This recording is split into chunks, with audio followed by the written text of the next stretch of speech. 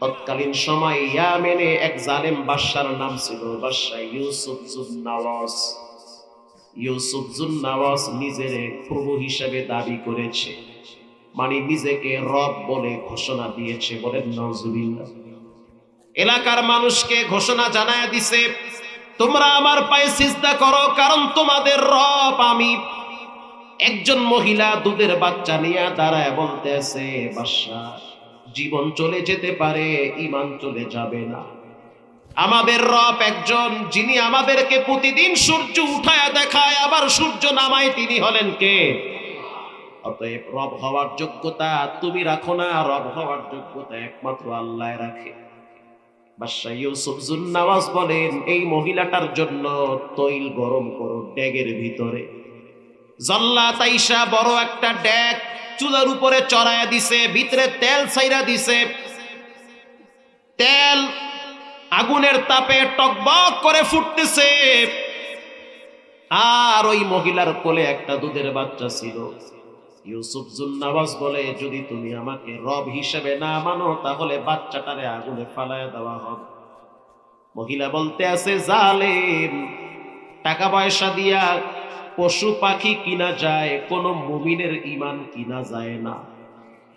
ভয় দেখাইয়া মানুষের ঈমান নষ্ট করেছ, এই ঈমান কিন্তু আমার ভিতরে এত নরমাল না।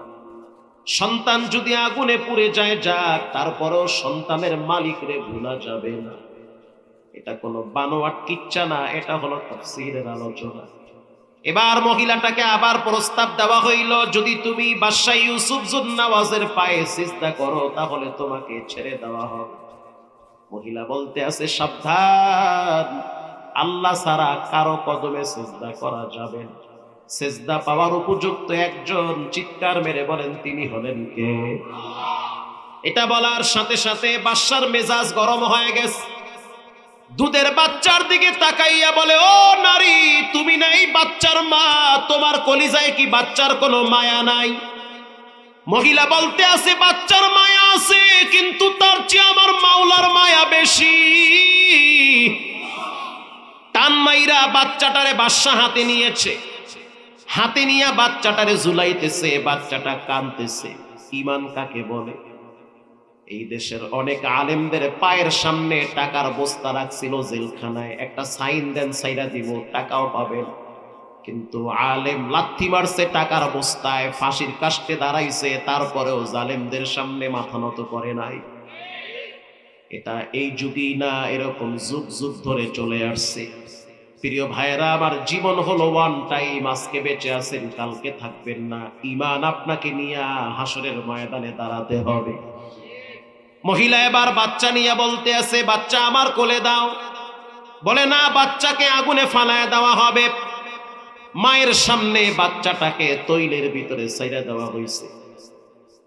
প্রিয় ভাইয়েরা, আবার খেয়াল করে শোনেন, মায়ের সামনে যখন বাচ্চাটাকে তৈলের ভিতরে ছেড়ে দেওয়া হয়েছে, মুহূর্তের ভিতরে ভুনা হয়ে গেছে। মায়ের চোখ দিয়া পানি বের হয়, কারণ মায়ের চরিত্র হলো নিজে মরবে, বাচ্চারে মারতে দিবে না। অনেকবার বলছে, আমারে আগুনে পুইরা ফেলাও, দুধের বাচ্চারে আগুনে পুইরো না। জালেম শুনে নাই, বাচ্চারে ফালায়া দিছে। মায়ের কলিজা থেকে পানি বের হইতেছে। আল্লাহ রাব্বুল আলামিন দুধের মাসুম বাচ্চার জবান খুলে দিয়েছে। ওই আগুনের ভিতরে, তৈলের ভিতরে বাচ্চা ডাক দিয়া বলে, আন্দারামা দরববি বরহানে হ তাগবিনি আশরাতে কা সালিহা আন্দারামা দরকে মন ইজা খোশা দরসে দর সুরত মিয়ানে আগোশা। মা, তুমি মনে করেছো এটা অগ্নিকুণ্ড? না না, রব্বুল আলামিন এটা আমার জন্য আরামদায়ক ফলের বাগান করে দিয়েছে। অতএব ওর সামনে মাথা নত করবা না। দুনিয়া হলো অল্প দিনের জায়গা, অচিরেই কবরে আসতে হবে। অফুরন্ত নেয়ামত আল্লাহ তোমার জন্য রেখে দিয়েছে। প্রিয় ভাইয়েরা আমার, 3 গুণওয়ালা বিশিষ্ট মানুষ আল্লাহর জান্নাতে যাবে। 1 নম্বরে ঈমান। আল্লাহু আকবার বলে। হাদিসের কিতাবে পড়ছি, খাব্বাব একজন যুবক সাহাবী, অনেক সুন্দর সাহাবী। সে যখন দাঁড়াইতো, মক্কার রাস্তা দিয়া যখন হাঁটতো, এলাকার কিছু মানুষ বলতো আমি যদি খাব্বাবের মতো লম্বা হইতাম। আবার কেউ কেউ বলতো যে আমি যদি খাব্বাবের মতো সুন্দর হইতাম। এই খাব্বাব রাদিয়াল্লাহু তাআলা আনহু তিনি যখন হিজরত করে মদিনায় গেলেন, হযরত ওমর খাব্বাবকে একদিন সন্ধ্যার টাইমে হাত ধইরা বলতে আছে, দুনিয়ার জন্য তো অনেক কিছু করলাম, তোমার না খেজুরের বাগান আছে? বলে হ্যাঁ। তোমার সন্তানগুলো অনেক সুন্দর, সবাই প্রতিষ্ঠিত হয়ে গেছে? বলে হ্যাঁ। ও খাব্বাব, তুমি আল্লাহর জন্য কি কষ্ট করছো বলো? খাব্বাব বলতে আছে, ওমর আমি বলবো না দেখায়া দিব। আল্লাহু আকবার বলেন। হযরত ওমর বলল, যদি একটু এই বক্সের আওয়াজটা কেমন হয়? মনিটরে শান্ত দেন বাবা, একটু শান্ত দেন মনিটর। প্রিয় ভাইয়েরা আমার, খাব্বাব রাদিয়াল্লাহু তাআলা আনহু বলেন, আমি বলবো না দেখায়া দিব। এটা আপনি খালি কমায় দেন একটু। কেন কমান? এটা কমান বাড়ান, হ্যাঁ এভাবেই থাক, আর হাত দিয়েন না। খাব্বাব রাদিয়াল্লাহু তাআলা আনহু বলেন, আমি বলবো না দেখায়া দিব। যেমন আমার এই বাম হাতের আঙ্গুলে থেতলানো আছে, এখানে এখনো কাটার দাগ আছে। যখন মাদ্রাসার বোর্ডিং এ ভাত আনার জন্য গিয়েছিলাম, তখন স্লিপ কাইটা পইড়া গেছে, টিনের ভিতরে আঙ্গুলটা ঢুকে গেছে। তো বিচারের ময়দানে আমার কোনো পুঁজি নাই রবের কাছে বলতে পারবো। কোরআন শিখতে গিয়া, বোর্ডিং এ খানা আনতে গিয়া পিছলা খায়া পইড়া গেছি, আমার আঙ্গুল কাইটা গেছে। এই বাম হাতে একটা দাগ এখনো আছে। ফজরের টাইমে মাদ্রাসায় যাওয়ার কথা, যাই নাই। ছোট মানুষ, বাবার রাগ এত বেশি হচ্ছে, চিকন কঞ্চি দিয়ে একটা বাড়ি মারছে, দাগটা এখনো পড়ে আছে। বিচারের ময়দানে বলতে পারবো, রব নামাজে যাইতে দেরি করছি, বাবা একটা বাড়ি মারছে, দাগ পড়ে আছে। আবার যদি গাজওয়ায়ে হিন্দের ডাক আসে, আমরা শহীদ হওয়ার জন্য প্রস্তুতি গ্রহণ করব ইনশাআল্লাহ। জোরে বলেন। হযরত ওমর রাদিয়াল্লাহু তাআলা আনহু বলেন, দেখায়া দাও, তাহলে তোমার দৃশ্য দেখে আমার ভিতরে রবের প্রতি ভালোবাসা আরো বেড়ে যাবে। খাব্বাব রাদিয়াল্লাহু তাআলা আনহু বলেন, ওমর তাহলে তুমি একটু জামাটা উঠাও। হযরত খাব্বাব যখন ওমরকে বলল জামা উঠাও, ওমর যখন জামা উঠাইলো, তাকায় দেখলো সুন্দর শরীরে কালো কালো দাগ দেখা যায়। হযরত ওমর প্রশ্ন করলো, খাব্বাব এত সুন্দর শরীরে বসন্তর দাগ কবে উঠছে? বসন্ত কবে উঠছে? খাব্বাব বলে, খোদার কসম আমার কোনদিন বসন্ত হয় নাই। তাহলে তোমার পিঠের ভিতরে কিসের দাগ লাগছে? বলে, যেদিন আমি মক্কার সামনে দাঁড়ায় বলছি লা মা'বুদা ইল্লাল্লাহ, এই দেবদেবী কোনদিন মাবুদ হওয়ার যোগ্যতা রাখে না, রব হওয়ার যোগ্যতা একজন রাখে, তিনি হলেন কে? এটা বলার সাথে সাথে মক্কার বেঈমান আস ইবনে ওয়াইল, যে নবীর দুশমন, সে মেজাজ গরম করেছে। সে প্রথমে সিগন্যাল দিছে, খবরদার তুমি বলো ৩৩ কোটি আমাদের রব। খালিদ বিন ওয়ালিদ বলেন, আল্লাহু আহাদ, আমার রব একজন, তিনি হলেন কে? আল্লাহুস সামাদ, তিনি বেনিয়াস বেমুখাফিকি, দুনিয়ার সবাই তার কাছে মাথা নত করে, তিনি কারো কাছে মাথা নত করে না। খালিদ বিন ওয়ালিদ কি বলে? আস ইবনে ওয়াইল আবার বলতে আছে, খাব্বাব তুমি তো ভালো বংশের ছেলে, তুমি এটা হঠাৎ কি বললা? তুমি ছাইরা দাও এই কথা, ভুল পথ ছেড়ে দাও। বলার সাথে সাথে খাব্বাব বলল, লা রাজ্জাকা ইল্লাল্লাহ, আমার রিজেকের মালিক একজন, তিনি হলেন কে? আস ইবনে ওয়াইল আবার বলতে আছে, খাব্বাব দুনিয়ায় বেঁচে থাকতে হবে অনেক দিন। খাব্বাব চিৎকার মেরে বলে, কুল্লু নাফসিন যায়িকাতুল মাউত, মৃত্যু একদিন হবে, সেটা কারো হাতে না, সেটা একজনের হাতে, তিনি হলেন কে? আস ইবনে ওয়াইল আবার বলল, তোমাকে সতর্ক করতেছি, তুমি এগুলা কথা বাদ দিয়ে দাও, লাত উজ্জার সামনে মাথা নত করো। খালিদ বিন ওয়ালিদ চিৎকার মেরে বলতেছে, খাব্বাব চিৎকার মেরে বলতেছে, ইয়া ওয়া মামাতি লিল্লাহি রাব্বিল আলামিন,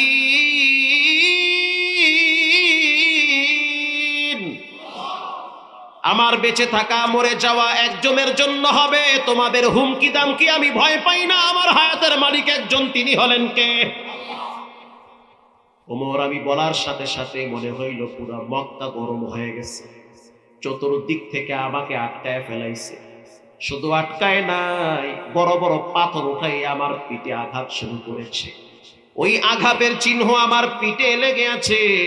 শুধু তাই না, আমি যখন বলছি লা মা'বুদা ইল্লাল্লাহ, রব হওয়ার যোগ্যতা একজন, তিনি হলেন আল্লাহ, আমার দুইটা হাত খেজুর গাছের সাথে বাইন্ধা আমার জিহ্বার দিকে একটু তাকায় দেখেন কি করছে। হযরত ওমর জিহ্বার দিকে তাকায় দেখলো জিহ্বার ভিতরে কাঁটা দিয়া ছিদ্র কইরা ফেলাইছে। হযরত খাব্বাব বলে, ছিদ্র জিহ্বা নিয়েও বলছি লা ইলাহা ইল্লাল্লাহ, আল্লাহ ছাড়া কোনো মাবুদ নাই। এটা বলার সাথে সাথে ওমর তারে জড়ায় ধইরা বাচ্চাদের মতো কেঁদে দিয়েছে। হযরত ওমর বলতে আছে যে আমি তো দুনিয়াদারি করি, তুমি তো আল্লাহরে নিয়ে ব্যস্ত আছো।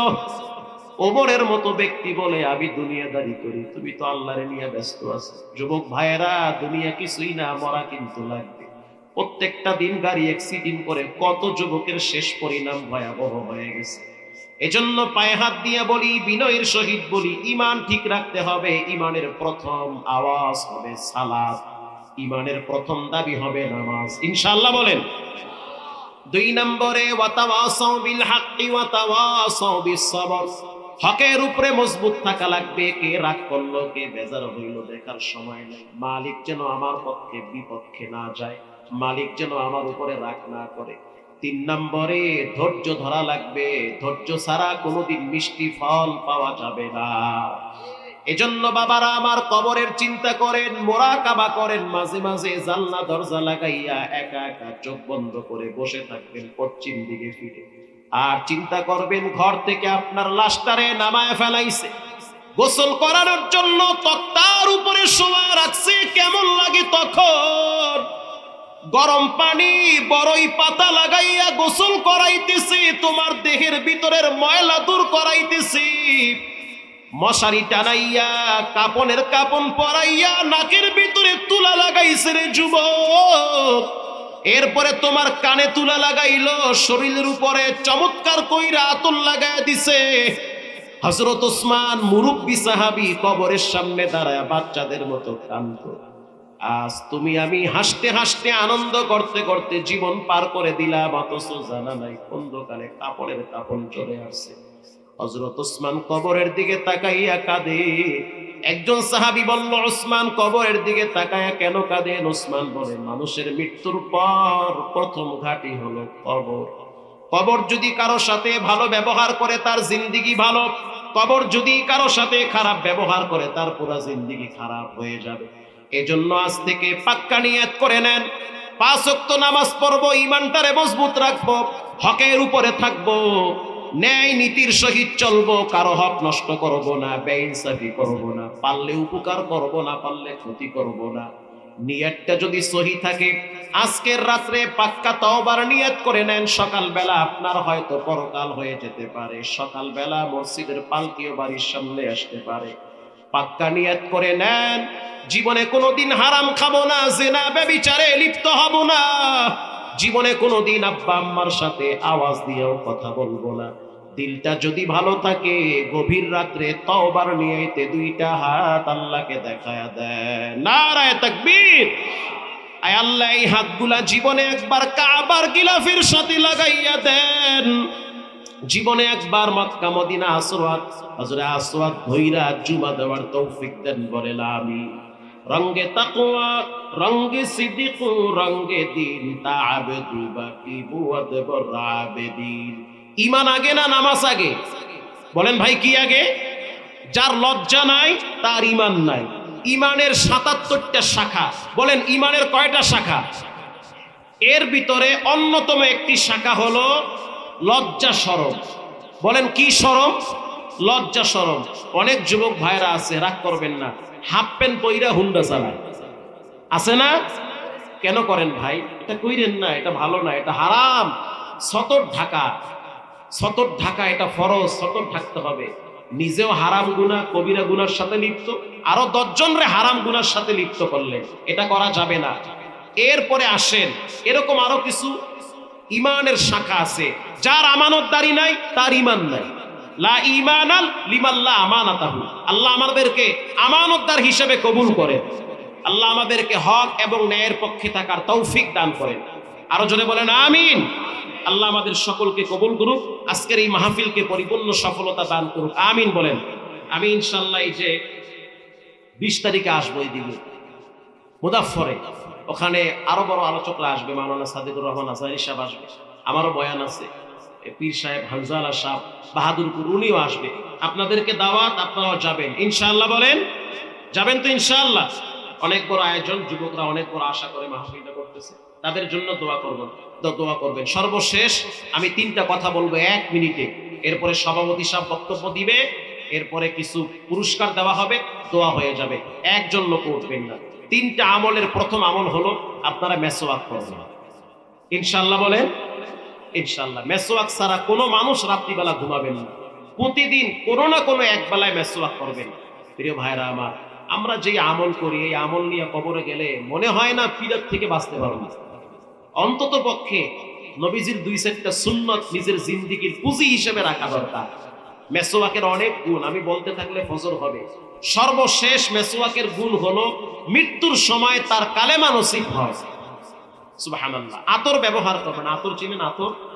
আতর ব্যবহার করবেন, আতরের সাথে নামাজের সম্পর্ক। আপনি মেসওয়াক করবেন, মেসওয়াক আপনার উজুর দিকে নিয়ে যাবে। আরে ভাই মেসওয়াক যেহেতু করলাম একটু উজুই করো, মানে মেসওয়াকের সাথে উজুর সম্পর্ক। আর যখন আতর লাগাবেন তখন নামাজের দিকে আপনাকে টানতে থাকবে, এজন্য আতর ব্যবহার করবেন, মেসওয়াক ব্যবহার করবেন। একটা তসবি রাখবেন পকেটে। তসবি যখন একটু হাতে থাকে মানুষকে দেখানোর জন্য না, এক জায়গায় বসে আছেন তসবিটা বের করলেন, তসবি হাতে থাকলে কি হয়, জিহ্বায় এমনি আল্লাহর নামের জিকির চালু হয়ে যায়। তো অনেকের পকেটে এগুলো থাকে না, বিশেষ করে মুরব্বী যারা আছে ওনাদের পকেটে অনেক সময় আতরও নাই, মেসওয়াকও নাই, তসবিও নাই, গুলের ডিব্বা আর আকিস বিড়ির বান্ডিল পাওয়া যায়। কি ভাই কথা ঠিক না? এই জন্য মেসওয়াক রাখবেন ইনশাআল্লাহ। আল্লাহ আপনাদেরকে এই বিশেষ করে শেষ সময়ের 3টা আমল করার তৌফিক দান করেন। সালাম দিবেন, পরিচিত অপরিচিত সবাইকে সালাম দিবেন ইনশাআল্লাহ বলেন। পারলে উপকার করবেন, না পারলে ক্ষতি করবেন না। কথার দ্বারা, ইশারার দ্বারা, দরকার নাই যে আপনার শত্রু তারও ক্ষতি চাবেন না। আপনার সাথে আমার সাথে ঝগড়া লাগছে, জাল লাগে দেখা হয়, একজনে যদি জিজ্ঞাসা ভাই উনি কেমন, আপনি আরে কেমন, উনি তো লোক জুইতেন না, মানে আমার লাগে জুইত না, বিল লাগে সবাই লাগে জুইত না। বিষয়টা এমন যেন না হয়। যার যার দুশ্মনী ভিতরে রাখবেন, প্রকাশ করবেন না। আল্লাহ তাআলা আমাদেরকে হিংসা মুক্ত জীবন দান করেন, আমিন বলেন। দোয়া হয়ে যাবে, সভাপতি সাহেব বক্তব্য দিবেন ইনশাআল্লাহ। আল্লাহর হাবিব বলল, দুধের বাচ্চা ওরে যদি আমি তোমার কাছ থেকে আলাদা রাখি তাহলে তো দুধ পান করবে কার? অতএব বাসায় নিয়ে যাও, দুধ পান করাও। যখন বাচ্চা নিজের হাতে মুখে খাবার নিয়ে খেতে পারবে তখন দেখা যাবে। নবী আর পরও বলে নাই যে তুমি আইসো তোমার বিচার করো। 2টা বছর এই মহিলা দুধ পান করাইছে। ভাই এই মনিটরে সাউন্ড কই? এই সাউন্ডটা দেন, এই মনিটরটা আমার কানের দিকে দেন, এখানে দেন, ফুল কানে আওয়াজ দেন। 2টা বছর কেটে গেল। কত বছর? 2 বছর। 2টা বছর অতিবাহিত হওয়ার পর মহিলাটা বাচ্চার হাতে একটা রুটি দিছে। বলেন ভাই কি দিছে? রুটি। এই রুটিটা দেওয়ার পর বাচ্চা এবার রুটি হাতে নিয়ে মুখে দিয়ে টান মারে। বাচ্চাটারে নবীর সামনে দাঁড় করায়া নিজের হাতে ধইরা রাইখা বলতে আছে, এই দেখেন রুটি নিজে খাইতে পারে। নবীজি বলল, প্রথমবার ফিরাইয়া দিছি, দ্বিতীয়বার ফিরাইয়া দিছি, তৃতীয়বার তুমি বাচ্চা নিয়ে আসছো, তার মানে তোমার কলিজার ভিতরে সবচেয়ে বেশি ভয় একজনের, তিনি হলেন কে? আল্লাহর হাবিব সাহাবীদেরকে বলল, এই বাচ্চাটার দায়িত্ব কে নিবে? কারণ তার মায়ের উপরে শরীয়তের রজম, জিনা করেছে, ব্যভিচারে লিপ্ত হয়েছে, আল্লাহর আইন তাকে পাথর মেরে হত্যা করা। বলেন বিবাহিত পুরুষ, বিবাহিত নারী যদি জিনা করে পাথর মেরে হত্যা করা মোল্লার আইন না আল্লাহর আইন? আরো জোরে বলেন কার? আল্লাহর আইন। এই আইন যদি বাংলাদেশের ভিতরে 2-4-5টা প্রতিষ্ঠিত করা হয়, এরপরে দেখবেন বাংলাদেশে ঘরে ঘরে পরকিয়া বন্ধ হয়ে যাবে, থাকবে না এগুলো। এই আইন প্রতিষ্ঠিত করার জন্য সবচেয়ে বড় মেডিসিন হলো কোরআনের আইন প্রতিষ্ঠা করা লাগবে। যতই চেষ্টা করেন কোনোদিন বয়ানের মাধ্যমে সমাজ সংস্কার পরিপূর্ণ হবে না। সমাজ সংস্কার তখনই পরিপূর্ণ হবে এমপি যখন দাঁড়ায় বলবে এই মতলব চাঁদপুরে জেনা ব্যভিচার করলে তাকে কঠিনভাবে শাস্তি দেওয়া হবে, কসম খোদার মতলব চাঁদপুরে কোনো জেনা ব্যভিচার পরকীয়া থাকবে না। থাকবে? থাকবে না, বন্ধ হয়ে যাবে। একজন সাহাবী হাত তুইলা বলল, হুজুর বাচ্চার দায়িত্ব আমি নিব। আল্লাহু আকবার বলে। ওই সাহাবীর নাম হলো খালিদ বিন ওয়ালিদ, বীর মুজাহিদ। আল্লাহর রাসূল বলল, আনা ওয়া কাফিলুল ইয়াতীম কাহাতাইনি ফিল জান্নাহ। কেউ যদি এতিমের লালন পালনকারী হয়, কেউ যদি এতিমের গার্জিয়ান হয়, নবীজি 2টা আঙ্গুল উঁচা করে বলেন, এই যে 2টা আঙ্গুল পাশাপাশি, এতিমের দায়িত্বশীল আর আমি নবী জান্নাতে পাশাপাশি থাকবো, কোনো পার্টিশন থাকবে না। সুবহানাল্লাহ। এজন্য আমি প্রায় বলি, সন্তান যেমন লালন পালন করেন, 2-1টা এতিমেরও দায়িত্ব নেই। মাদ্রাসায় খবর নিয়ে দেখবেন কোন ছেলেটা জেনুইন এতিম, বাপ নাই মা নাই, তাকে আপনার একটা জুব্বা বানায় দেন, একটা সাবান কিনে দেন, 500 টাকা হাতে দেন। আপনার সন্তানরা লক্ষ টাকা পাওয়ার পরেও খুশি হয় না, আইফোন দেওয়া লাগবে, তা না হলে ঘরে আগুন ধরায় দিবে। আইফোন পাওয়ার পরে হুন্ডা দেওয়া, তা না হলে কিন্তু 5 ফুট আগুনে পুইরা জ্বালায় দিছেও জ্বালায়া। লক্ষ টাকা দেওয়ার পরে বিবেও খুশি নাই, সন্তানও খুশি নাই। যত দেন ততই লাগবে, যদি না দেন তারা চেহারা কালা বানায়। এক সময় এমনও হতে পারে দেখবেন হচ্ছে ঘরে সন্তানের হাতে বাবা জবাই হয়ে গেছে। নরসিংদীতে গেলাম গতকালকে, বয়ান করলাম পলাশ, গিয়ে শুনলাম ছেলে বাবার কাছে পায়না ধরছে, হুন্ডা দেওয়া লাগবে। বাবায় থাকে সৌদি আরব, ঠিক মতো ইনকামের রাস্তা বন্ধ হয়ে গেছে, আকামা বানাইতে পারে না, টাকা পয়সা মিল হয় না। এদিকে সন্তান পেশারে রাখছে, হুন্ডা দেওয়াই লাগবে। বাবায় বলল দুঃখিত, পারবো না, চাকরি হোক, ভালো বেতন পাই তারপরে। সন্তান রাগ করে রাত্রিবেলা বাবার ঘরে আগুন ধরায় দিছে। মা নিজের জান নিয়ে কোনো মতে বের হয়ে পালায় গেছে। গেলাম কুষ্টিয়ায়, খোকসায় বয়ানে, এলাকার যুবকরা বলল, হুজুর ভয়ঙ্কর ঘটনা, ছেলের হাতে বাবা একটু কেমনে। ছেলে পরে ক্লাস 7-এ, ওর লাগবে বড় মোবাইল, একটা হবে না 2টা লাগবে। কয়টা? 2টা। একটা দিয়ে পাবজি খেলাইবে আর একটা দিয়ে জুয়া খেলাইবে। বাপ সন্তানকে বারবার বলে, সন্তান তোমার ভবিষ্যৎ কিন্তু অন্ধকার হয়ে যাচ্ছে, এগুলো বাদ দাও।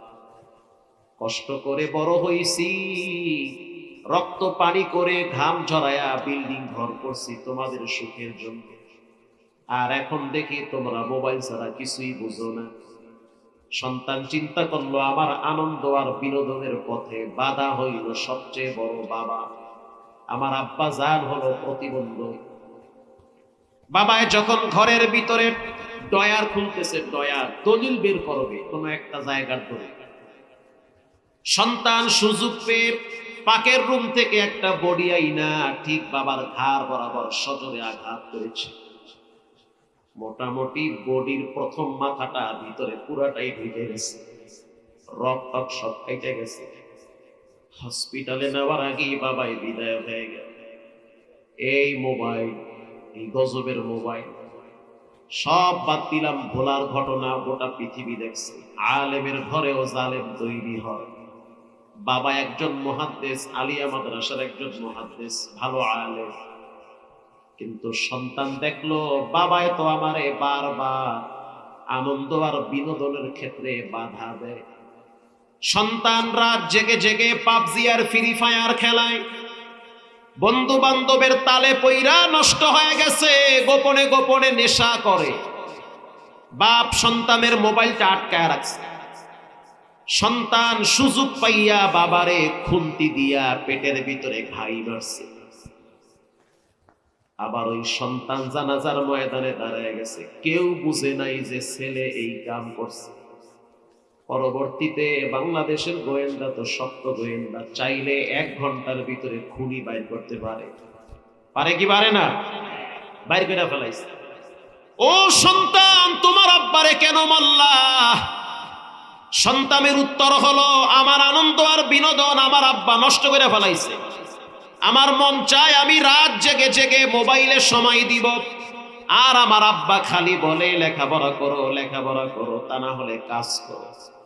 তাহলে চিন্তা করে দেখেন, এই গজবের মোবাইলের কারণে অনেক ঘরের সম্পর্ক গুলাও নষ্ট হয়ে যায়। ঠিক না ব্যাঠিক? শেষ হয়ে যায়। আরে গত মাসের ঘটনা আপনারা গোটা দুনিয়ার পৃথিবীর সব মানুষ দেখছে। ছেলে বাবার বিরুদ্ধে মামলা দিছে আদালতে। সাংবাদিক প্রশ্ন করলো, বাবার বিরুদ্ধে কেন মামলা দিলা? আমার আব্বা আমার বউরে নিয়ে ভাগায় গেছে। কি আউযুবিল্লাহ না নাউযুবিল্লাহ? হ্যাঁ, কিছু একটা কই। এটা আমেরিকার ঘটনা না, বাংলাদেশের ঘটনা। বাপ ছেলের বউরে নিয়ে গেছে গা, বাবার বিরুদ্ধে সন্তান মামলা দায়ের করছে। আদালত বলে, তোমার বাবারও মনে চাইছে, তোমার বউরও মনে চাইছে, গেছে গা, আমরা কি করবো? জোর করে তো আর নেয় নাই। এখন যুবক চিন্তা করলো কি করা যায়, কিচ্ছু করার নাই। কারণ যেই দেশে যেই সমাজে কোরআন চায় না মানুষ, কোরআনের আইন চায় না, ওই দেশে এর চেয়ে ভয়াবহ আরো ঘটনা ঘটবে। কথা কন না কা? মানুষ বানাইছে কোরআনটা খতম করার জন্য আর মিলাদ আর তাবিজের জন্য। মিলাদ আর তাবিজের জন্য কোরআন আসে নাই। কোরআন আসছে সুদ, ঘুষ, হারাম আর সামাজিক অবক্ষয়কে কেটে টুকরো টুকরো করার জন্য কোরআন নাজিল হয়েছে। রব্বুল আলামিন বলেন, ওয়াল আসর, সময়ের শপথ। কি শপথ? সময়। সময়ের বড় দাম। আল্লাহর হাবিব স্পষ্ট জানায় দিল, পৃথিবীর মানুষ যে ব্যক্তি সময়কে মূল্যায়ন করে না, সে এক সময় মূল্যহীন হয়ে যায়। এজন্য সময়কে যে যত মূল্যায়ন করে সে তত দামি হয়ে যায়। আমি বাস্তব জিনিস মানুষের চোখ দিয়ে দেখাই। বগুড়া 7 মাথা। কি মাথা? 7 মাথা। হ্যাঁ, বগুড়া। মিথ্যা বললে ফিডে একসাথে 10টা আমারে দিবে। হ্যাঁ, 7 মাথায় এক যুবক বসে বসে ডিম বিক্রি করে, হাঁসের ডিম, মুরগির ডিম। আরে ডিম বেচে আমি 3 তলা বাড়ি করছি বগুড়ায়। আমারে কয় ডিম বেচে 3 তলা বাড়ি করছি বগুড়ায়। ওর বয়স মাত্র 29 অথবা 30 হবে। সে আমারে জবাব দিল, হুজুর আমি আমার সময়কে মূল্যায়ন করি। বাদাম বিক্রি করতাম, এরপরে আমি ড্রাগন ফল বিক্রি করছি, এখন আমি ছোট্ট একটা ডিমের দোকান দিছি। রাত্রিবেলা কিছু সময় ঘুমাইতাম, কিছু সময় আমি ডিমের পিছনে সময় দিতাম। রব্বুল আলামিন ব্যবসায় এত বরকত দিয়েছে, আল্লাহ আমাকে কয়েক লক্ষ টাকা নয়, কয়েক কোটি টাকার মালিক বানাইছে ডিম বিক্রি কইরা। আল্লাহু আকবার বলে। এজন্য আল্লাহ রাব্বুল আলামিন বলেন, ওয়ালা আসর, সময়ের শপথ, সময়ের বড় দাম। ইন্নাল ইনসানা লাফি খুসর। ইমাম শাফি রাহমাতুল্লাহি আলাইহি বলেন, আল্লাহ রাব্বুল আলামিন 30 পারা কোরআন নাজিল না কইরা যদি সূরা আসর নাজিল করত, একজন মানুষের জন্য জান্নাতে যাওয়াটা এই সূরা আসরই যথেষ্ট হয়ে যেত। সুবহানাল্লাহ বলেন। এই সূরার তাফসীরে এসেছে, একজন বরফ ব্যবসায়ী দামেস্কের বাজারে দাঁড়ায় দাঁড়ায় বরফ বিক্রি করে। আপনারা বরফ চিনেন? বরফ বরফ বানায় কি দিয়া? পানি দিয়ে। দাঁড়ায় দাঁড়ায় বরফ বিক্রি করে আর বলে, কে আছেন আমার বরফটা কিনে নিয়ে যাবে। আর একজনে বলল, তোমার বরফ তুমি ধৈর্য আর সহ্য নিয়ে বিক্রি করো, এত তাড়াহুড়া কেন করো? বরফ বিক্রেতা বলে, আমার মূল পুঁজি এখানে ইনভেস্ট করা আছে, এই বরফ যদি গলে যায় তাহলে তো আমার পুঁজিও শেষ, আমার লাভও শেষ। এই জন্য চাচ্ছি যত কম হোক তাড়াতাড়ি সেল দিতে পারলেই তো আমার পুঁজি নিয়ে ঘরে উঠা যায়। যেই ব্যক্তি বলল ধৈর্য নিয়ে ব্যবসা করো, এবার ওই ব্যক্তি বলতে আছে, আল্লাহ, বরফ ব্যবসায়ী যেই পরিমাণ বিপদে আছে তার চেয়ে বড় বিপদে আমি আমার হায়াত নিয়ে আছি। আমার হায়াত বরফের চেয়ে দ্রুত গলে গলে কবরের দিকে চলে যায়। মহিলা বলতে আছে, আল্লাহর হাবিব, জানি না কখন আমার মৃত্যু চলে আসে, আমি জেনাকারিনী হয়ে কিয়ামতের মাঠে দাঁড়াইতে চাই না, ব্যভিচারিণী নারী হয়ে আমি কবরে যেতে চাই না, শাস্তি দেন, তাহহিরিনী, আমাকে পবিত্র করেন। খালিদ বিন ওয়ালিদ বলল, বাচ্চার দায়িত্ব আমি নিলাম। আল্লাহর রাসূল বলল, খালিদ, এই মহিলাটারে মরুভূমির ভিতরে নিয়ে যাও। মরুভূমির ভিতরে নেওয়ার পরে গলা পর্যন্ত গর্ত করো, সেখানে মহিলাটাকে ফালায়া চতুর্দিক থেকে পাথর মেরে হত্যা করো। এটা মানব রচিত আইন না, এই আইনটা হলো কার? রাগ করলে আল্লাহ লাগে ধরে। সবাই পাথর মারে। খালিদ বিন ওয়ালিদ রাদিয়াল্লাহু তাআলা আনহু তিনিও একটা পাথরের টুকরা উঠায়া আঘাত করেছে। ওই মহিলার রক্ত খালিদ বিন ওয়ালিদের কপালে আইসা লাগছে। একটা তাজা মানুষের শরীরে যদি পাথর মারা হয়, রক্ত তো ফুলকি দিয়ে বের হয়। রক্ত যখন কপালে আইসা লাগছে, খালিদ বিন ওয়ালিদ রাদিয়াল্লাহু তাআলা আনহু বলেছে, সি সি, ব্যভিচারিণী নারীর রক্ত আমার শরীরে লাগছে। আল্লাহর রাসূল বলল, খালিদ, গালি দিও না, এই মহিলার চোখের পানি আর তওবাটা এমন কবুল হইছে, এই মহিলার তওবা যদি মদিনায় ভাগ করে দেওয়া হয়, পুরো মদিনাবাসীকে আল্লাহ মাফ করে দিবে। हर गोरीदे देने तू तैयार है, जो न मांगे उससे तू बेजार है। মানুষের কাছে বারবার চাইলে মানুষ বেজার হয়, আর আল্লাহর কাছে বারবার চাইলে খুশি হয় কে?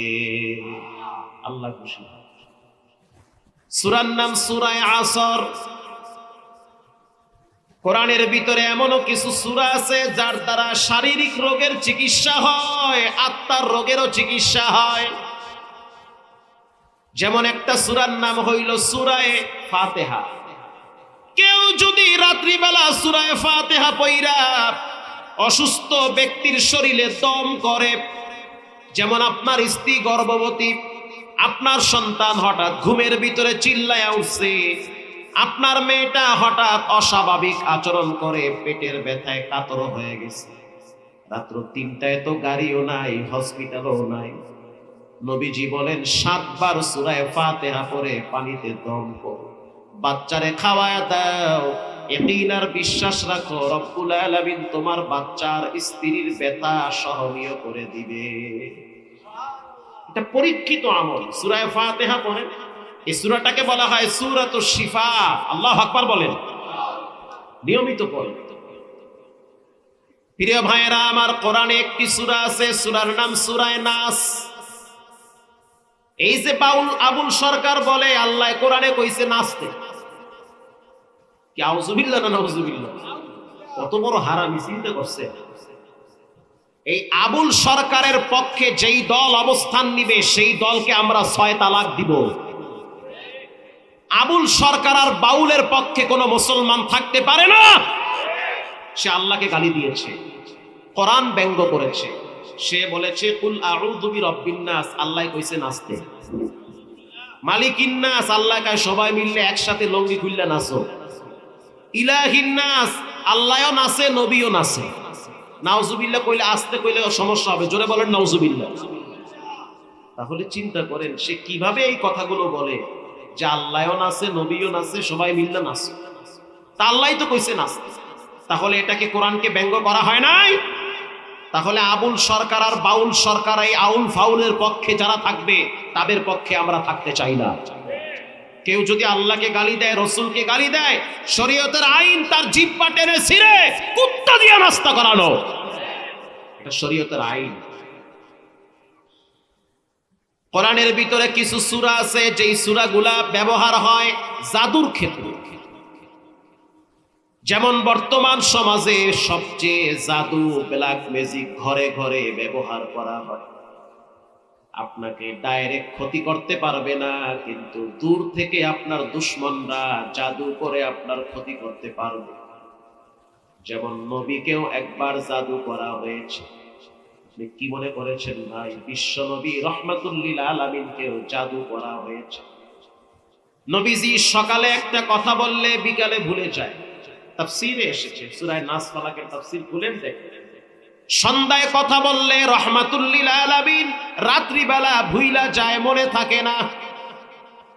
অসুস্থতা বেড়ে গিয়েছে, সকালবেলা রাহমাতুল লিল আলামিনকে মা আয়েশা বলেন, হুজুর আপনার কি হয়েছে, আপনি এমন কেন করেন?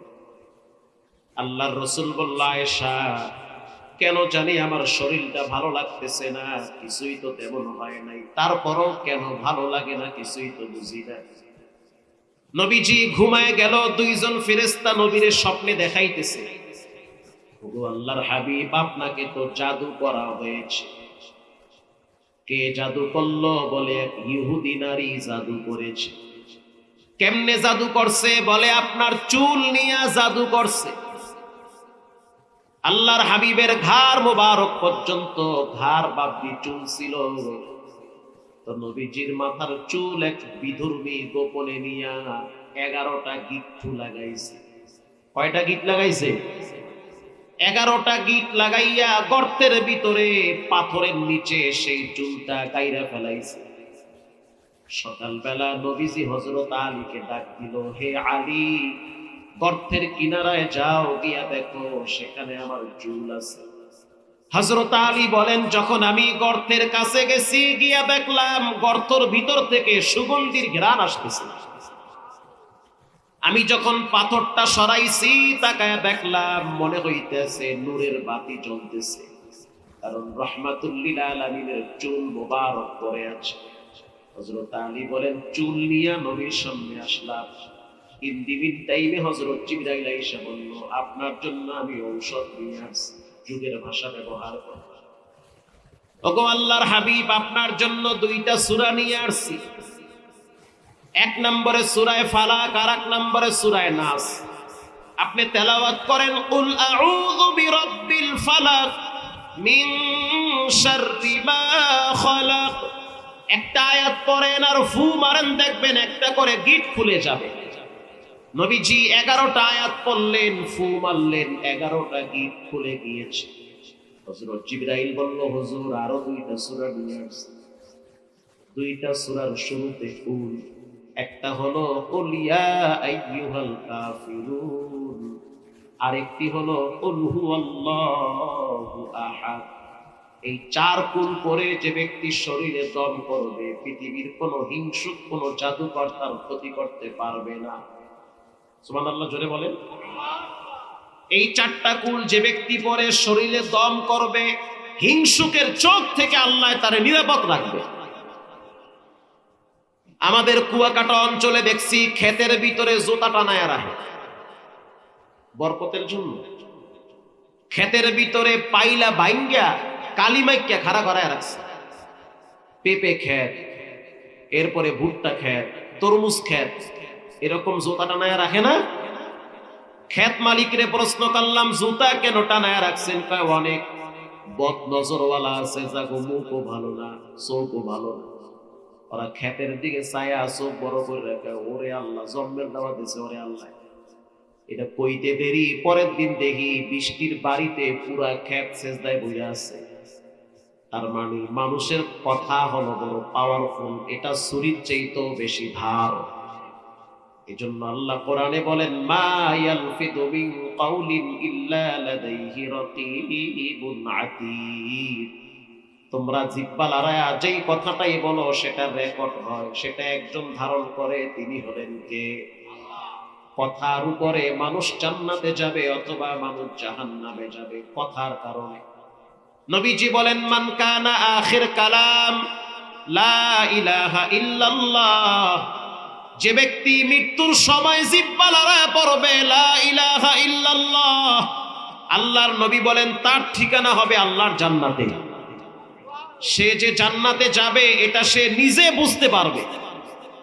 আবার যদি মৃত্যুর সময় মুখ থেকে বের হয় যে আমার একটা বিড়ি দে, তাহলে বোঝা গেল কবরে যাওয়ার পরে ফিরে একটাও নিচে পড়বে না। কথা কন না কা? হ্যাঁ, ঠিক কথা। এটা অনেকেই মৃত্যুর সময় বিড়ি তালাশ করে। আবার কেরানীগঞ্জ একটা এলাকার নাম হইল শিয়াইল, মসজিদের ভিতরে এক লোক দোকান উদ্বোধন উপলক্ষে 2 কেজি মিষ্টি পাঠাইছে। আসরের নামাজের পর ইমাম সাহেব চিন্তা করলো মিষ্টিগুলা বিতরণ করি, খাদেমরে বলল মিষ্টি দিয়া দাও। খাদেম সাহেব মিষ্টি দিছে, সবাই মিষ্টি পাইছে। মিষ্টি ধরেন 30টা, লোক হইছে 35 জন। কথা কি বুঝতেছেন? আর 5 জনে পাইবে, কি ঝামেলা। তো মোটামুটি কয়েকজনে গেছে গা, দূর মিষ্টি নিয়ে মারামারি করার দরকার নেই, জায়গা গেছে। এক মুরব্বী আইসা বলে আমার মিষ্টি কই, তা বিলি হয়ে গেছে। যুবক বলল মিষ্টি নাই, মিষ্টি বিতরণ করে ফেলাইছে। মুরব্বী রাগ কইরা একটা ধাক্কা মারছে। তো ধাক্কা যখন মারছে ও সিঁড়িতে পড়ে গেছে, ব্যথা পাইছে। যুবকের শরীরে তো আর শক্তি কম নাই। ও চিন্তা করলো যা আছে আমি একটা মাইরা দিই। ও হাত মুষ্টি কইরা ঠিক বুক বরাবর মারছে, এমন ভাবে মারছে এক ঘুষিতে জায়গায় জায়গায় শেষ। সেই মামলা এখনো কেরানীগঞ্জে আছে। এলাকার নাম সহ বললাম, শিয়াইল, কেরানীগঞ্জ, আটি বাজারের পাশে শিয়াইল গ্রাম। মিষ্টি নিয়ে মারামারি কইরা কবরে গেছে, শহীদ হয়ে গেছে। কি শহীদ?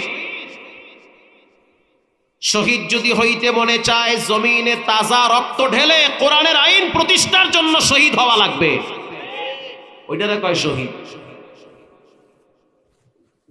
আল্লাহর হাবিব বলল, ওগো আলী, 4টা সূরা নিয়মিত তেলাওয়াত করো, শরীরে দম করো, রব্বুল আলামিন তোমারে নিরাপত্তার চাদরে ঢাইকা রাখবে।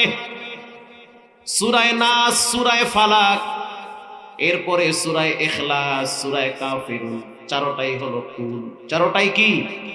কুল হুয়াল্লাহু আহাদ, কুল আউযু বিরাব্বিল ফালাক, কুল আউযু বিরাব্বিন নাস, কুল ইয়া আইয়ুহাল কাফিরুন। 4 কুল যারা পড়বে, বাচ্চাদেরকে যারা দম করবে, আল্লাহ তাদেরকে জাদু টোনা কুফরি কালাম থেকে নিরাপদে রাখবে। এটা হলো দুনিয়ার নিরাপত্তা। কোরআনে একটি সূরা আছে, সূরার নাম হলো সূরা মুলুক। মুলুক মানে রাজত্ব। তাবারাকাল্লাযী বিয়াদিহিল মুলক ওয়া হুয়া আলা কুল্লি শাইইন কাদির।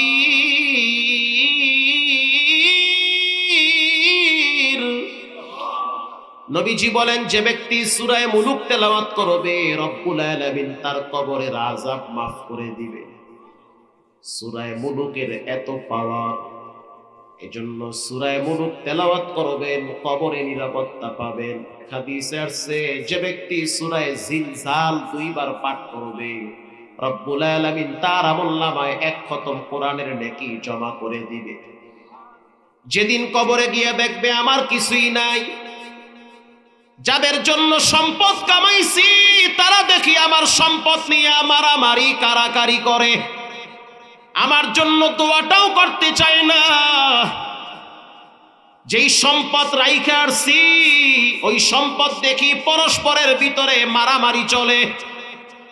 আল্লাহর রাসূল বলেন, সেদিন তার পুঁজি কাজে আসবে একটা, সেটা হলো কোরআন। আল্লাহু আকবার বলেন।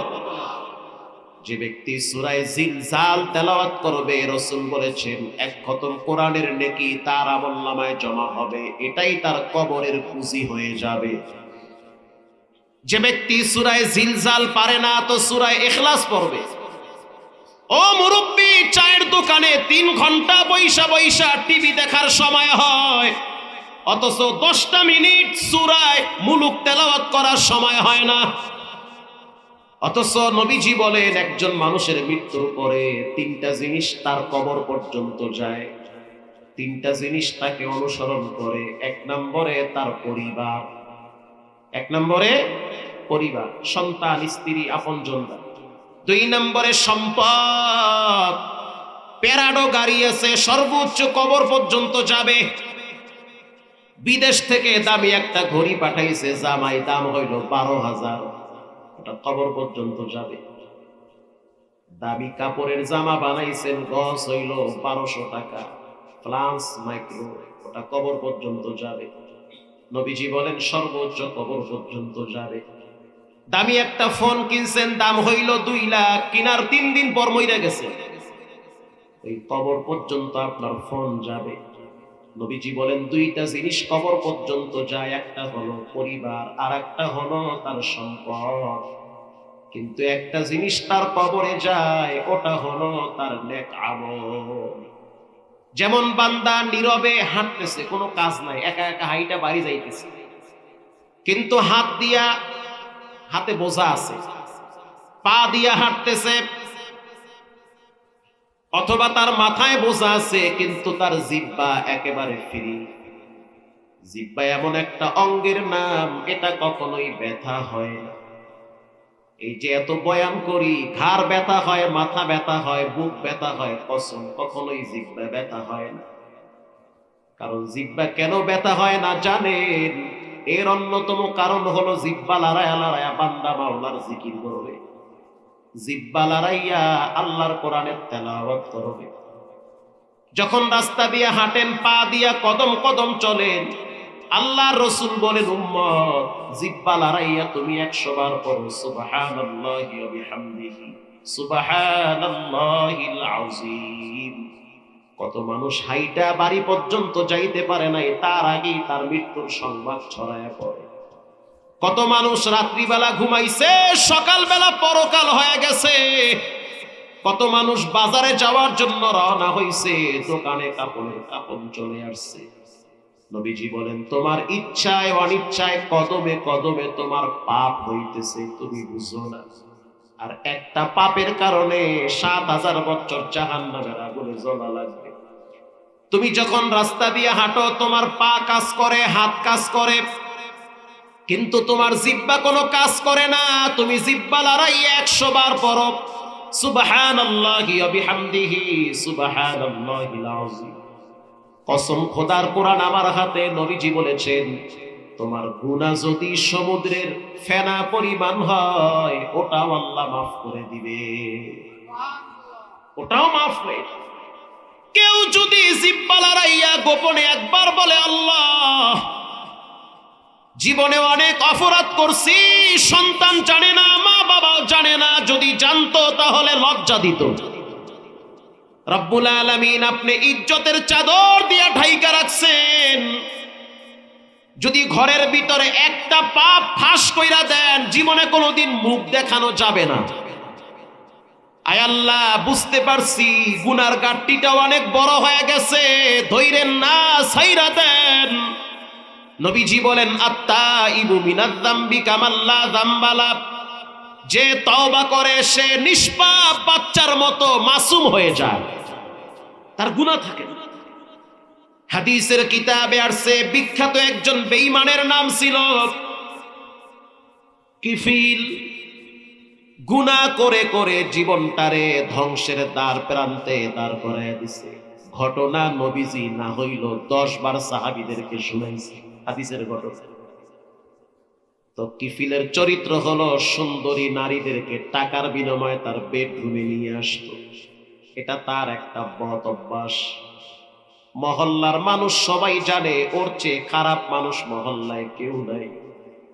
ঘটনাক্রমে ওই এলাকার ভিতরে এক সুন্দরী সুশ্রী নারী কিফিলের দরবারে হাজির হয়ে গেছে।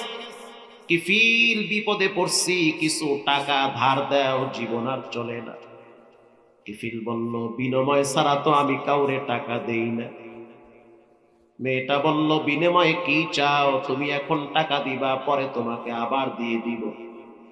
মেয়েটা বলতে আছে কিফিল, তুমি এখন আমাকে টাকা দাও, কর্জে হাসানা দাও, তোমাকে আবার পরে দেওয়া হবে। তোমারে তো আল্লাহ সম্পদ কম দেয় নাই, কিছু টাকা আমাকে ধার দিয়ে দাও। বড় বিপদে পড়ছি, পেটে খাবার নাই, বাচ্চাগুলা না খায় ঘুমায় গেছে। মহিলাটার 2টা বাচ্চা ছিল। কিফিল প্রস্তাব দিল, যদি টাকা নিতে চাও তাহলে আমার সাথে জেনা করা লাগবে। মহিলাটা তার প্রস্তাবকে প্রত্যাখ্যান করে বাড়ির দিকে চলে গেছে। বাসায় গিয়া দেখলো ছোট বাচ্চাটা ক্ষুধার যন্ত্রণায় ঘুমাইতে পারে না, উঠা বইসা আছে আর বলতেছে, মা খাবার নিয়ে আসছো, পেটের খিদার যন্ত্রণায় ঘুম আর আসে না। মহিলাটা পানি খাওয়াইয়া বাচ্চারে ঘুম পাড়াইয়া আবার চলে গেছে কিফিলের কাছে। গিয়া বলতে আছে, কিফিল দেওয়ালে পিঠ ঠেকে গেছে, যা বলবা সবই শুনবো, কিন্তু শর্ত হলো কেউ যেন না দেখে। আমি সম্রাট ফ্যামিলির একজন নারী, বংশগত মর্যাদা সবার চেয়ে আমার বেশি। আমার আত্মীয় স্বজন আমার দিকে ভালো নজরে তাকায়। সমাজে আমার একটা অবস্থান আছে, আমার একটা মূল্য আছে, মর্যাদা আছে। অতএব তুমি আমার সাথে যেই কাজটা করবা এটা একান্তই গোপনে করবা, কেউ যেন না দেখে। কিফিল বলল, যেই সুন্দর ঘর আমার, কেউ দেখবে না, দরজা জানলা সব লাগায় দিবে। এবার এই মেয়েটাকে নিয়ে কিফিল তার রুমে গেছে, দরজা লাগায় দিছে, জানলাও লাগায় দিছে। সব লাগায় দেওয়ার পর মেয়েটা তাকায় দেখলো 2-1টা ছিদ্র আছে, ফাঁক দিয়া বাহিরের আলো ভিতরে ঢুকে। মেয়েটা বলতে আছে, কিফিল ওই ছিদ্রগুলা দিয়া মানুষ দেখতে পারে, ওটাও বন্ধ করে দাও। হাদিসের কিতাবে আসছে, কিফিল গাছের পাতা চিরা চিরা ছিদ্রগুলো আটকায় দিছে, কেউ যেন না দেখে। এবার কিফিল মেয়েটার শরীরে টাচ করছে, কেবলমাত্র নিজের হাতে মেয়েটার শরীর থেকে জামা অর্ধেক খুলে ফেলাইছে, বিবস্ত্র করতেছে, জেনা করো। কিন্তু মেয়েটার মানসিক অবস্থা মোটেই ভালো না, চোখের গোড়ায় পানি, সেই পানি বায়া বায়া বায়া বায়া মাটি স্পর্শ করে। কিফিল প্রশ্ন করলো, কেন কাঁদো? এত আনন্দ এনজয়ের সময় কোন নারী তো আমার সামনে কাঁদে নাই, আজ তোমারে দেখলাম তোমার চোখের গোড়ায় পানি। মেয়েটা বলতেছে, আমি কাঁদি না, কে যেন আমারে কাঁদায়। কে তোমারে কাঁদায়? মেয়েটা বলতে আছে, ইন্নী আখাফুল্লাহ, আমি একজনের ভয়েতে কাঁদি, যিনি রাতেও দেখে, দিনেও দেখে, গোপনেও দেখে, প্রকাশ্যেও দেখে, তিনি হলেন কে? এটা বলার সাথে সাথে কিফিল বলল, কি শুনাইলি? মনে হইতে আছে কাটা গায়ে লবণ লাগাইলি। কি শুনাই দিলি আমারে? আমার তো হাত পাও মনে হইতেছে ঠান্ডা হয়ে গেছে, জেনা করার সময় তো হাত পাও গরম থাকে। মেয়েটা বলতে আছে, কিফিল পূর্ণ স্বাধীনতা আছে, চাইলে আমার সাথে কাজটা করতে পারো, টাকা নিছি, কিন্তু মনে রাখবি এই মাটির নিচে একদিন তোমাকে যেতে হবে। এই মাটির ধরা বড় শক্ত ধরা, কারণ মাটি একদিন রবের সাথে কথা বলবে। ইয়াউমা ইদিন তুহাদ্দিসু আখবারাহা, ইয়াউমা ইদিন তুহাদ্দিসু আখবারাহা, মাটি একদিন কথা বলবে একজনের সাথে, তিনি হলেন কে? বলার সাথে সাথে কিফিলের হাত পা ঠান্ডা হয়ে গেছে, কাপড়টা বের করে মেয়েটার শরীরে ফিক্কা মাইরা বলতে আছে, যাও, তোমার সাথে আমি জিনা করব না। ওই মুহূর্তে গুনাহের কাছ থেকে ফিরে থাকাটা অনেক কঠিন কাজ, চাইলে করতে পারতাম কিন্তু আমি করলাম না, একজনের ডরে, তিনি হলেন কে? যাও, করব না, যাও। মেয়েটা ঘর থেকে বের হইতে আছে, কিফিল বলতে আছে, টাকা লাগবে না, তোর কথা আমার কলিজায় লাগছে, যা, টাকা আমি মাফ কইরা দিছি। আল্লাহ কাকে কখন হেদায়েত দেয় পৃথিবীর কেউ জানে না, জানেন কে? মেয়েটা ঘর থেকে বের হওয়ার সময় বলে, আল্লাহ, ওর জীবনে তো পাপের ঘাটতি অনেক বড় হয়ে গেছে, আমি এত সুন্দরী রূপসী একটা নারী ওর বেডরুমে গেছি, কাপড়ও খুলে ফেলাইছে, জেনা করবে, কিন্তু তোমার ডরে যেহেতু জেনা করে নাই, ওরে তুমি বেঈমান বানায় কবরে ডাক দিও না, ওরে মাফ কইরা দাও। আল্লাহর কাছে দোয়া এমন ভাবে কবুল হয়ে গেছে, মেয়েটা বাড়িতে চলে গেল, কিফিলের শরীরে জ্বর চলে আসছে। জ্বর পৃথিবীর ইতিহাসে সর্বপ্রথম জ্বর হয়েছিল সিংহের। নূহ আলাইহিস সালাতু ওয়াস সালামের নৌকার ভিতরে যখন জোড়ায় জোড়ায় প্রাণী উঠছে, সমস্ত প্রাণীদের জোড়া জোড়া উঠছে, বাঘ উঠছে, সিংহ উঠছে, বানর উঠছে, সাপ উঠছে। সমস্ত প্রাণীরা ভয় পায়, কারণ সিংহ মামা বসে আছে। রব্বুল আলামিন সর্বপ্রথম সিংহের শরীরে জ্বর দিয়া সিংহকে দুর্বল করে ফেলাইছে। এই জন্য মানুষের শরীরে জ্বর আসলে মানুষ সবচেয়ে বেশি দুর্বল হয়। কথা কন না, তার কিছুই ভালো লাগে না, জিহ্বার স্বাদ নষ্ট হয়, খাবারের ঘ্রাণ তার নাকে ভালো লাগে না, সে একেবারেই লাশ হয়ে যায় জ্বরের কারণে। কিফিলের শরীরে যখন জ্বর চলে আসছে, চিন্তায় পইরা গেছে, না জানি মাওলায় আমারে ধইরা ফেলাইতেছে। মানুষ অসুস্থ হইলে ভয় পায়, না জানি এই অসুস্থতায় আমার মরণ চলে আসে। কিফিল এবার গোসল করলো, যদিও তার গোসল ফরজ হয় নাই। গোসল কইরা জায়নামাজ বিছাইয়া, তৎকালীন সময় কেবলা ছিল বাইতুল মুকাদ্দাস। আল্লাহু আকবার বলেন। বাইতুল মুকাদ্দাসের দিকে ফিরে 2 রাকাত নামাজ আদায় করলো। নামাজ পইরা যায় নামাজে বৈশা কান্দা কান্দা কয়, আল্লাহু হাজিরিন আল্লাহু নাজিরিন। আমি দুর্বল, তুমি তো দুর্বল না, আমি জিনাকার, আমি একজন পাপী, জীবনে হাজারো অপরাধের ঘাটতি মাথায় নিয়ে যায় নামাজে দাঁড়াইছি, যদি আমারে ক্ষমা কইরা দাও তোমার রাজত্বে কোনো ভাটা লাগবে না। আল্লাহু আকবার বলেন।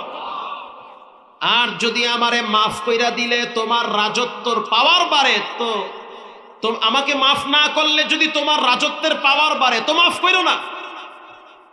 রব্বুল আলামিন বান্দার কথা স্পষ্ট শুনতে পেরেছে, আল্লাহর অর্ডার হয়ে গেছে, আজরাইল এই জ্বরে তার মৃত্যু হয়ে যাবে। তার নিথর দেহটা জায়নামাজের পাশে পড়ে আছে, ওখানেই মৃত্যুবরণ করেছে। সকাল হয়ে গেল, দুপুর হয়ে গেল, এলাকার মানুষ চিন্তায় পড়ে গেল, পয়সাওয়ালা কিফিল, জেনাকার, হারামখোর, এ তো এখনো দেখি দরওয়াজার থেকে বের হয় না। একজনে উকি মাইরা দেখে তার নিথর দেহ মাটিতে পড়ে আছে।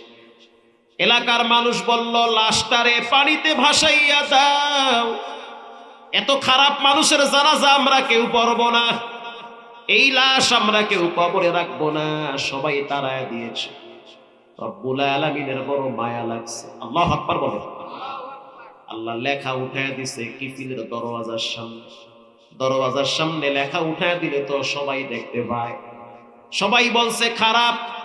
আল্লাহ বলেন, কদ গফারাল্লাহু লিল কিফিল, পৃথিবীর মানুষ আমার সিদ্ধান্ত রাত্রিবেলা তওবা করছে, সব গুনাহ মাফ করছি।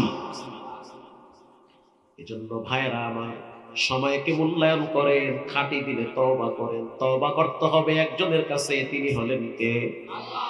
প্রিয় ভাইরা আমার, 3টা জিনিস কবর পর্যন্ত যায়, একটা কবরে যায়, আর 2টা কবরের বাহিরে থাকে। এরকম একটি সূরা আছে, যেই সূরার নাম হলো সূরা কাউসার। যে ব্যক্তি তেলাওয়াত করে, রব্বুল আলামিনের সিদ্ধান্ত হলো জীবনে একবার হলেও সে স্বপ্নে নবীকে দেখবে।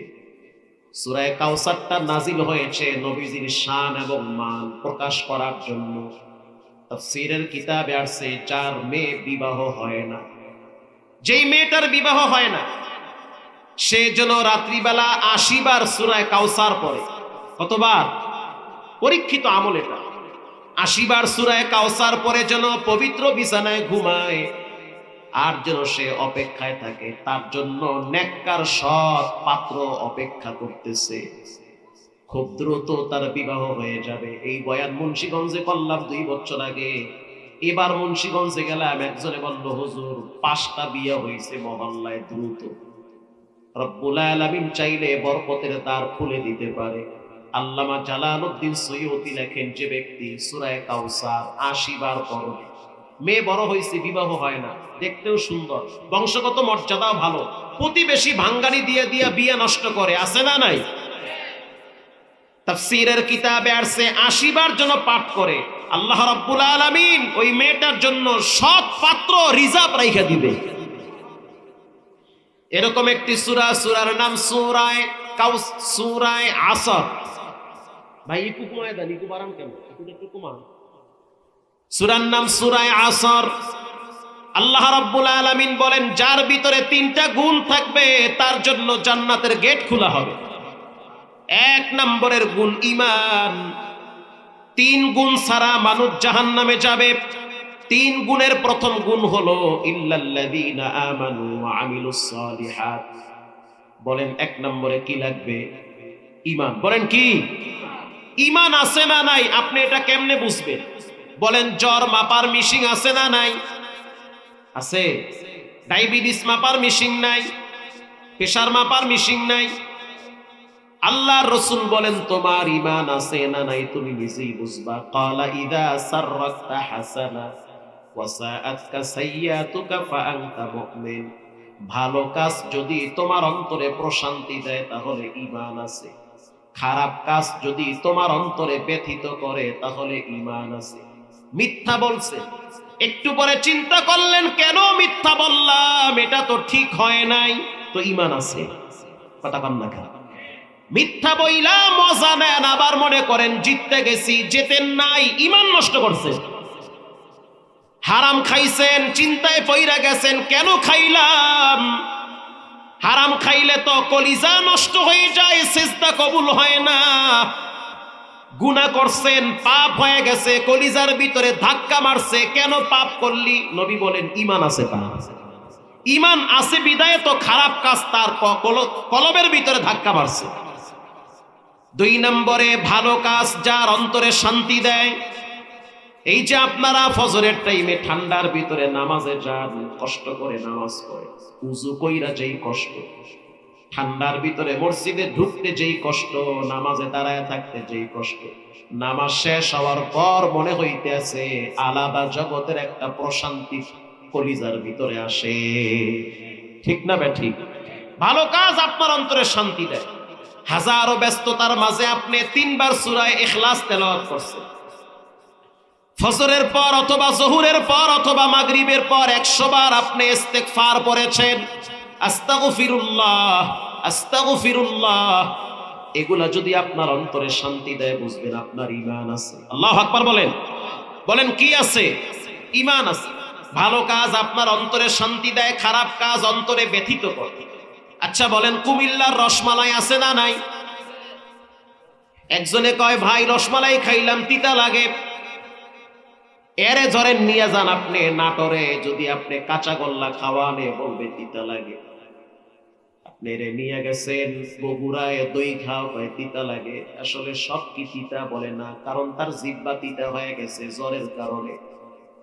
এজন্য জ্বরের কারণে জিহ্বা তিতা হয়ে গেলে মিডাডারেও তিতা কয়। ঠিক তেমনি ভাবে যারা গুনাহ করে করে অন্তরটারে শক্ত বানায় তাদের কাছে নামাজ, রোজা, হজ, যাকাত, জিকির, আজকার ভালো কাজ তিতা লাগে, ভালো লাগে না। আল্লাহ রাব্বুল আলামিন বলেন 1 নম্বরে ঈমান। বলেন 1 নম্বরে কি? 1 নম্বরে ঈমান। সূরা বুরুজের তাফসীরে রব্বুল আলামিন বলেন ওয়াস সামাই যাতিল বুরুজ, কক্ষ বিশিষ্ট আসমানের শপথ। এই সূরায় রব্বুল আলামিন মাঝখানে বলেন কুতিলা আসহাবুল উখদুদ, আমি আসহাবে উখদুদকে ধ্বংস করে দিয়েছি।